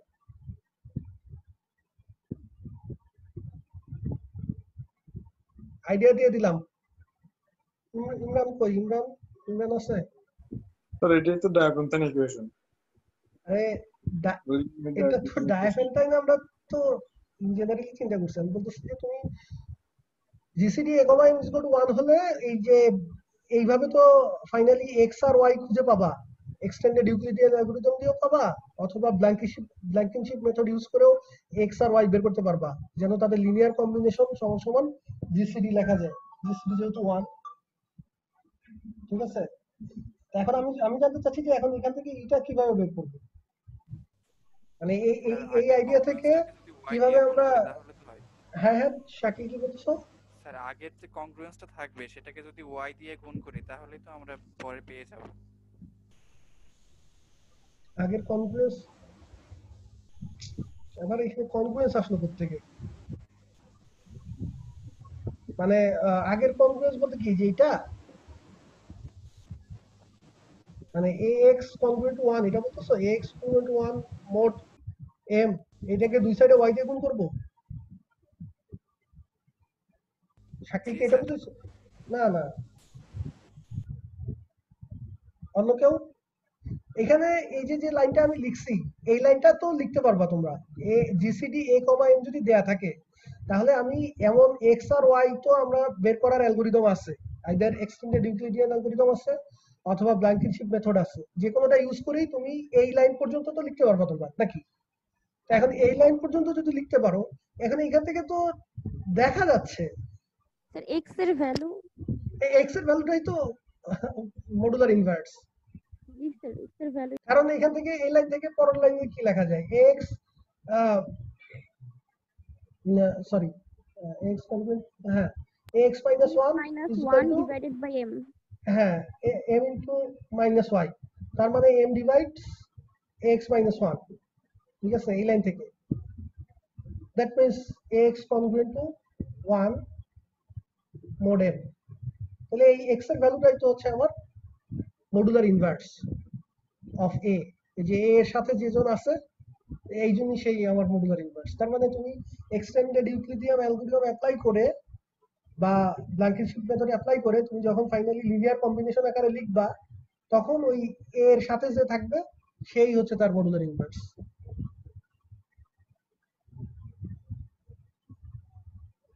যাক, একজন অন্তত ধরতে পারছে, এটা আমার বোঝানো একটু হলেও সার্থক।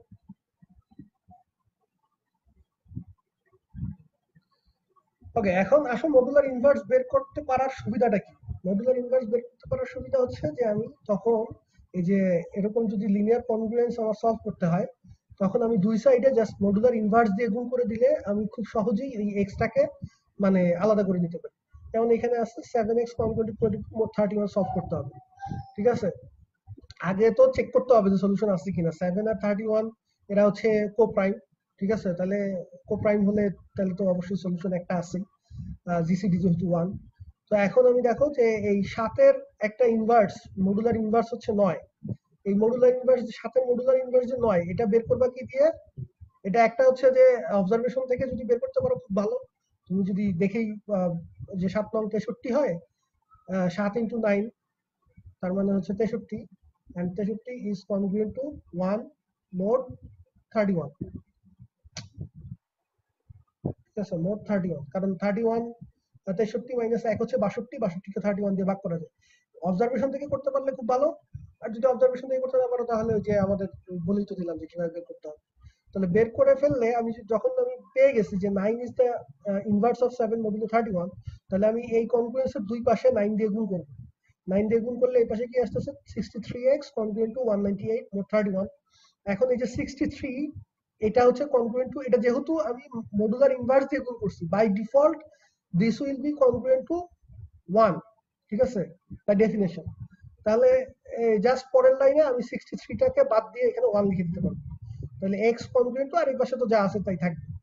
তাহলে আমার এই যে দেখো মানে জাস্ট সেকেন্ড লাইনে সলিউশন চলে আসলো। মডুলার ইনভার্স দিয়ে দুই সাইডে গুণ করে দিছি, আমার আর বেশি রিডিউস করার ঝামেলা নাই, ঠিক আছে। জাস্ট গুণ করার কারণে এই পাশে 1 হয়ে গেল, আর এই পাশে এই যে 22 কে 9 দিয়ে গুণ করলে 198। এখন ফাইনাল সলিউশনটা আমরা সাধারণত এই মডুলাস যেটা আছে সেটার ছোট 0 থেকে ওটার চেয়ে ছোট এর মধ্যে, এই রেঞ্জের মধ্যে রাখি, অর্থাৎ ওই লিস্ট রেসিডিউ হিসেবে রাখি। 198 হিসেবে রাখলেও হবে না তা না, বাট কনভেনশন হচ্ছে এটাকে রিডিউস করে এই 0 থেকে 0 লেসার ইকুয়ালস টু 31 এই রেঞ্জের মধ্যে রাখা, ঠিক আছে, এক্সটাকে। তাহলে 198 কে তুমি যদি আবার 31 এর সাপেক্ষে রিডিউস করো তাহলে আসে কত x congruent to 12 mod 31, কারণ 12 অবশিষ্ট থাকে 198 কে 31 দিয়ে ভাগ করলে, ঠিক আছে।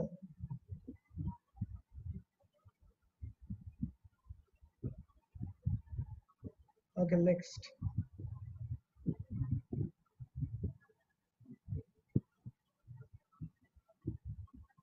আচ্ছা, মডুলার ইনভার্স এটার উপরে এখন আর দুইটা থিওরেম আছে। দেখো থিওরেম গুলো স্টেটমেন্ট অনেক কমপ্লিকেটেড মনে হতে পারে, বাট প্রুফ গুলো খুবই easy. if t is a prime then every member of the set of least positive residues, ঠিক আছে। আমাদের লিস্ট পজিটিভ রেসিডিউ তো মনে আছে যে ওই কোনো নাম্বার দেয়া থাকলে m যেটা লিস্ট নন নেগেটিভ রেসিডিউ ছিল 0 থেকে m-1 পর্যন্ত, লিস্ট নন নেগেটিভ রেসিডিউ এটাকে বলছিলাম। তাহলে লিস্ট পজিটিভ রেসিডিউ কারা কারা হবে? কথা বলে না কেন? স্যার 0 ছাড়া। হ্যাঁ, 0 ছাড়া 1 হবে, থেকে m-1 পর্যন্ত। 1 থেকে m-1 পর্যন্ত। তার মানে বলতে যাচ্ছে যে এই সেটের মধ্যে যারা আছে 1 থেকে m-1 পর্যন্ত এরা সবাই এদের সবারই has an inverse modulo p। এই জিনিসটা তো এভিডেন্ট, বোঝাই যাচ্ছে যে 1 থেকে m-1 পর্যন্ত p যেহেতু প্রাইম, তো তুমি ওই 1 এর সাথে প্রথমে যদি 1 চিন্তা করো, 1 এর সাথে p এই দুজনের জিসিডি 1 হবে, ঠিক আছে। কারণ p যেহেতু প্রাইম তার মানে p তো তার আগের কোনো নাম্বার দিয়ে ডিভিজিবল না, ঠিক আছে? পি এর ডিভিজর শুধুমাত্র 1 আর পি। তার মানে 1 থেকে p-1 পর্যন্ত যতগুলো নাম্বার আছে এরা সবাই পি এর সাথে কোপ্রাইম, এদের সবার জিসিডি পি এর সাথে 1। তাহলে যেহেতু এরা কোপ্রাইম, তাহলে প্রত্যেকেরই মডুলার ইনভার্স থাকবে, কারণ মডুলার ইনভার্স থাকা সত্ত্বেও হচ্ছে মোডের সাথে কোপ্রাইম হইতে হবে, আগের থিওরেম 13 যেটা দেখলাম। তাহলে এইখানে এই এই স্টেটমেন্টটা তাহলে ওই থিওরেম থেকে ইজিলি প্রুভ হয়ে যাচ্ছে। Okay, then find the inverse of 1 2 3 4 5 and 6 modulo 7। তাহলে এইটা নিজেরা বের করবা যে মোড যদি 7 দেওয়া থাকে তাহলে এই 1 থেকে 6 পর্যন্ত প্রত্যেকটা নাম্বারের মডুলার ইনভার্স কার কোনটা, ঠিক আছে? এটা বের করবা। আচ্ছা, theorem 15, let p be a prime then a positive integer a is its own inverse modulo p। নিজের ইনভার্স হবে। আমরা দেখছিলাম যে 4 এর নিজেরই ইনভার্স মডুলো 5, ঠিক আছে? তো মোডটা যদি প্রাইম হয় তখন কোন একটা নাম্বার নিজের ইনভার্স হবে যদি এবং কেবল যদি আইদার সেটা ওই congruent to congruent to 1 mod p হয় অথবা কনগ্রুয়েন্ট টু -1 মোড p হয়, ঠিক আছে? অর্থাৎ মডুলাস ধরো আমার 5, তাহলে 5 এটা একটা প্রাইম নাম্বার। আমাদের এই থিওরেম বলতেছে যে এই মডুলাসটা প্রাইম হলে কোন একটা নাম্বার নিজে প্রাইম হবে যদি এবং কেবল যদি সে ওই মডুলাসের চেয়ে আইদার 1 বেশি হয় অথবা 1 কম হয়। যেহেতু একবার কনগ্রুয়েন্ট টু 1 আর একবার কনগ্রুয়েন্ট টু -1, তার মানে একবার হচ্ছে যেমন 4 যদি হয়, কারণ 4 ইজ কনগ্রুয়েন্ট টু কি -1 মোড 5, অথবা 6 যদি হয়, কারণ 6 কনগ্রুয়েন্ট টু 1 মোড 5। আমরা চেক করে দেখি যে 4 টা তো আগেই চেক করছি যে 4 আর 4 হচ্ছে 16, which is congruent to 1 mod 5, আর 6 6 36 এটাও congruent to 1 মোড 5। তো তার মানে ওই মডুলাসটা প্রাইম হলে কোন নাম্বার নিজের ইনভার্স হবে যদি সে ওই প্রাইমের চেয়ে 1 ছোট অথবা 1 বড় হয়, ঠিক আছে? a congruent to 1 mod p আর a congruent to -1 mod p হয়। এখন এটা প্রুফটা দেয়া আছে, খুবই ইজি। মনে হচ্ছে এটা প্রুফ করতে অনেক কষ্ট হতে পারে, বাট প্রুফটা তোমরা একটু দেখো, খুবই ইজি। এই প্রুফগুলো কিন্তু খুবই ইম্পর্টেন্ট। মডুলার ইনভার্স সংক্রান্ত যা কিছু আছে ভেরি ভেরি ইম্পর্টেন্ট, মানে এই জিনিসগুলো আমাদের বারবার লাগবে এবং পরীক্ষায় এগুলো আসার সম্ভাবনা বেশি, ঠিক আছে? আচ্ছা, তো নেক্সট এখন আমরা লিনিয়ার কনগ্রুয়েন্স, একটা কনগ্রুয়েন্স সলভ করতে পারি, তাহলে সিস্টেম কিভাবে সলভ করব? নেক্সট এক্সটেনশন এটা তো আসে লজিক্যাল সিস্টেম সলভ করা যায় কিভাবে। এখন আজকে তো মনে হচ্ছে অলরেডি সময় শেষ, আজকে আর মনে হয় এটাতে না যাওয়া ভালো হবে, কারণ এটা আবার নতুন একটা টপিক, এটার মধ্যে অনেকগুলো ব্যাপার স্যাপার আছে, চাইনিজ রিমাইন্ডার থিওরি অনেক কিছু আছে, সো এটা আজকে আর না যাই, ঠিক আছে? আমরা এখানে সলিউশন যে দেখাইছিলাম সেখানে একটু দেখি আবার। এই দুইটা এখানে তো এক নম্বরটা আমি করে দিছি, 2 আর 3 এই দুইটা নিজেরা তো করবা। এখন নিজেরা করতে গেলে আচ্ছা 2 নম্বরটা তো মনে হয় এখনই করতে পারো। 2 নম্বরটা বলো তো দেখি কেউ একজন, এটা সলিউশন কি হবে?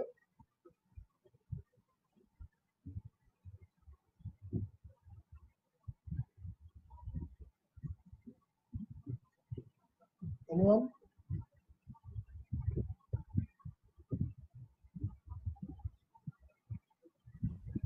No solution. কেন? GCD 40 আছে তো, 40 12 দ্বারা ডিভাইড হয় না। জিসিডি কত? 40 40?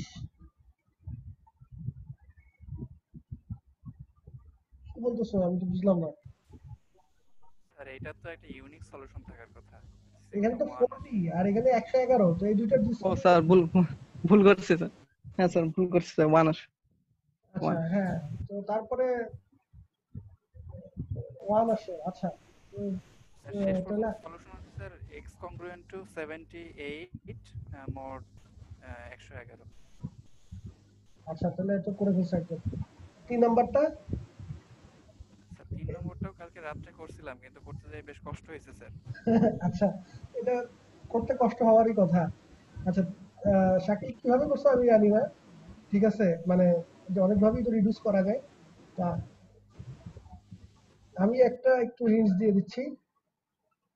এখানে প্রথম কাজ হচ্ছে যে এই দুটার তো আগে জিসিডি বের করতে হবে, ঠিক আছে, 1107 আর 539। তো ওই যে 1107টাকে আমরা বলছিলাম যে আগে যদি আমরা হচ্ছে রিডিউস করে নিই তাহলে আমাদের জন্য সুবিধা হবে। 1107 যেহেতু বড় নাম্বার, তাহলে 539-এর সাথে 1107কে যদি তুমি রিডিউস করো তখন তোমরা পাবা হচ্ছে 29 পাবা। 29x কনগ্রুয়েন্ট টু, আর এই পাশে 263 দেওয়া আছে থাকুক, মোট 539। 539, ওকে। 29x 63, এখন 263 এটাকেও চাইলে তুমি রিডিউস করতে পারো, বাট এটাকে রিডিউস করলে আর ছোট হবে না, ঠিক আছে। মোট 539, এটা 263 এর জায়গায় যদি আরো বড় সংখ্যা দেয়া থাকে, ধরো কোনো মানে 539-এর চেয়ে বড় কোনো সংখ্যা, তুমি সেটাকে রিডিউস করে তুমি ছোট করতে পারো, কোনো অসুবিধা নেই। ছোট করে নিলে আমাদের হিসাব করতে সুবিধা হবে। তো দেন হচ্ছে এখন আমি 29 আর 539 এই দুইটা জিসিডি বের করতে হবে। এখন আমরা জিসিডি সরাসরি ইউক্লিডিয়ান অ্যালগরিদম দিয়ে করতে পারি, তবে বেটার হচ্ছে আমাদের এই এক্সটেন্ডেডটা ইউজ করা, এক্সটেন্ডেড ইউক্লিডিয়ান অ্যালগরিদম বা ব্ল্যাঙ্কেনশিপ মেথড, যেটা দিয়ে করো। অর্থাৎ আমরা সরাসরি ওই কি হিসেবে চাচ্ছি, লিনিয়ার কম্বিনেশনটা লিখতে চাচ্ছি। তো এটাকে এই 29 আর হচ্ছে 539 দুইটার যদি জিসিডি বের করে লিনিয়ার কম্বিনেশন আকারে লেখো, তখন হচ্ছে পাবা এরকম যে 539 ইন্টু আসে হচ্ছে 12, আর আসে হচ্ছে প্লাস 29 ইন্টু হচ্ছে মাইনাস 223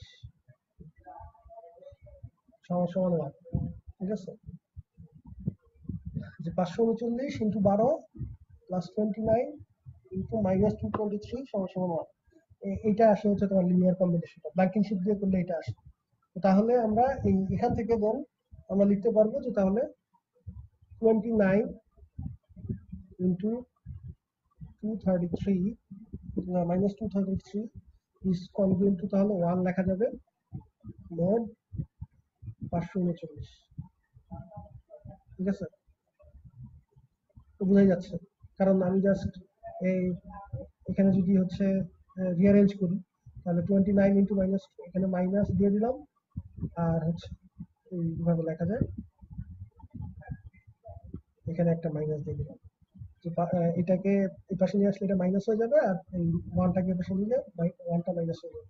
তাহলে যেহেতু এটাকে 539-এর একটা মাল্টিপল আকারে লেখা যাচ্ছে, দেন দিস এই সংখ্যাটাকে তাহলে 539 ভাগ করা যায়, দ্যাট ইজ কনগ্রুয়েন্স আকারে লেখা যায়।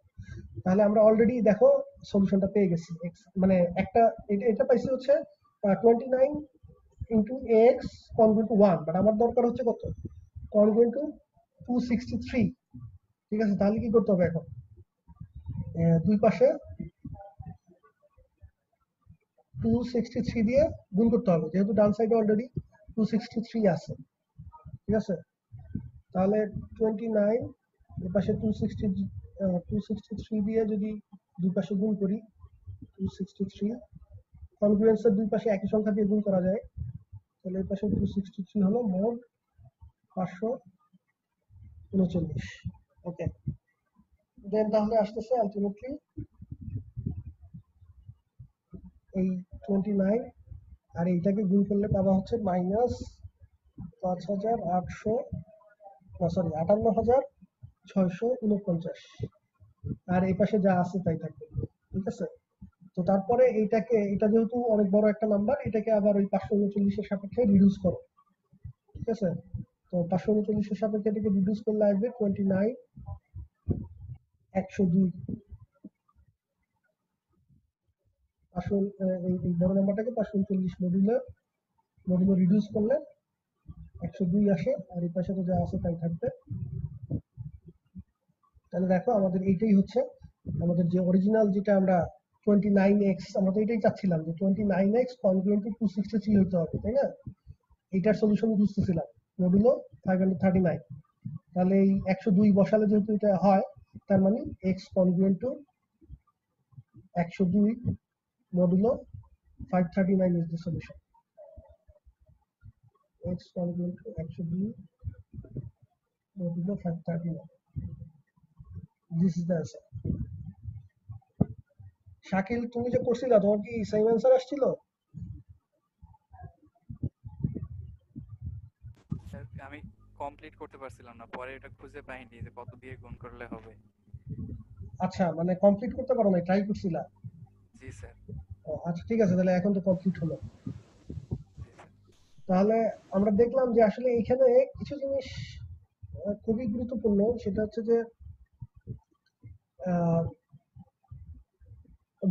যেটা অবজারভেশন আমাদের, যে এই মডুলার যদি বড় হয় তাহলে আসলে আমরা বুঝতে পারতেছি যে এই জিনিসগুলো আরো বেশি কমপ্লিকেটেড হয়ে যাবে, ঠিক আছে? এবং এই যে জিসিডি বের করা দিয়ে মানে ব্ল্যাঙ্ক শিট ইউজ করো বা এক্সটেন্ডেড ইউক্লিডিয়ান অ্যালগরিদম, যখন এই নাম্বারটা অনেক বিশাল হবে মোডটা, তখন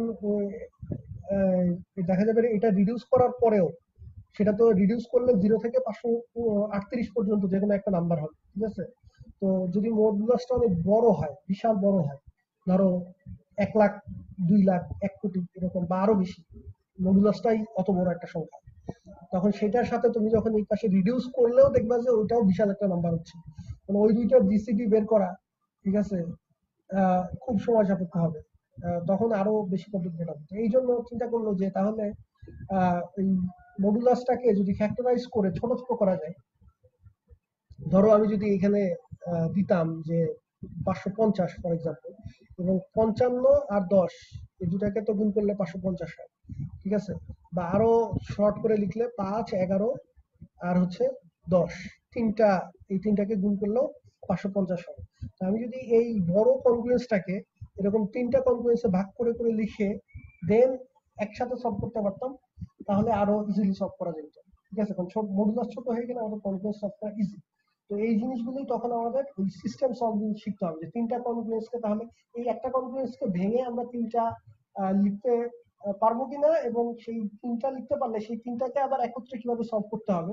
একটা কনগ্রুয়েন্স সলভ করা যায়, কিন্তু 3টাকে একত্রে কিভাবে সলভ করতে হয় সেটার জন্য তাহলে আমাদের সিস্টেম শিখতে হবে। তো এই সিস্টেমটাই এর পরের ক্লাসে আলোচনা করবো। তো আজকে যা আলোচনা করলাম এই এটার উপরে যদি কারো কোনো কোশ্চেন থাকে তাহলে করতে পারে, না হলে আজকে এই পর্যন্ত। ওকে, ঠিক আছে, নেক্সট ক্লাসে দেখা হবে তাহলে। সবাই ভালো থেকো।